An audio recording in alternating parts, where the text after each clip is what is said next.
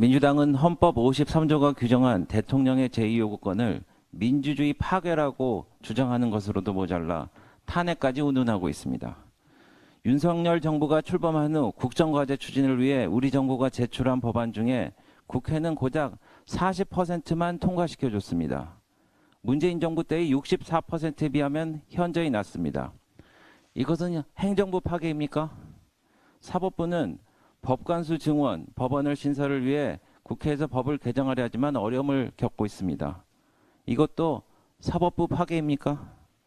이런 내용을 뻔히 알면서도 민주주의 파괴로도 모자라 탄핵까지 운운한 것은 민주당의 위선입니다. 한편 민주당은 이번 정부의 대통령 거부권이 다른 때에 비해 많다고 합니다. 그런데 지난 노무현, 이명박, 박근혜, 문재인 대통령 모두 여당이 국회에서 다수당을 차지하고 있었습니다. 여당이 과반을 차지한 상황에서 정부가 본회의를 통과한 법안을 반대할 이유가 있었겠습니까?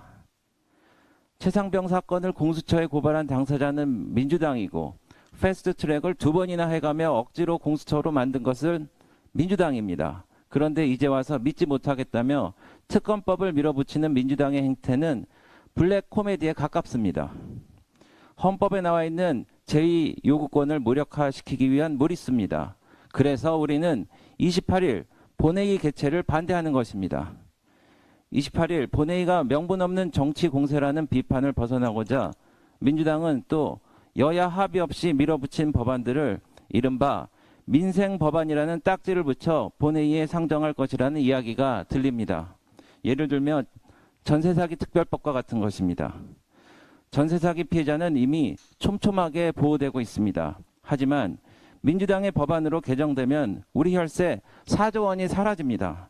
5조 원을 전세 피해자에게 먼저 정부 주택기금에서 지원하고 집을 차후에 경매 또는 공매에서 돈을 정부가 회수한다는 논리인데 각종 권리관계가 엮여있을 주택에서 회수하는 돈은 약 1조 원에 불과하기 때문입니다. 21대 국회 종료를 하루 앞둔 시점에 왜 이렇게 무리한 행태를 보이는지 그 의도를 의심할 수밖에 없습니다. 만일 국민에게 결국 누를 끼치는 이런 법들을 밀어붙인다면 과연 우리 여당은, 우리 정부는 어떻게 대응하는 게 맞는지 국민 여러분께 묻지 않을 수 없습니다. 더욱이 민주당은 이번 당선인 워크숍에서 패스트트랙 기간을 현행 9개월에서 5, 6개월 정도로 단축하자는 주장까지 펼쳤는데요. 그런데 국회 선진화법 개정 논의 당시 의안의 졸속 처리를 막아야 한다며 당초 법사위에서 60일이던 기간을 120일로 늦춰야 한다고 주장한 당은 다름 아닌 민주당이었습니다. 참으로 깃털처럼 가볍습니다. 민주당은 21대 국회의 집권당입니다.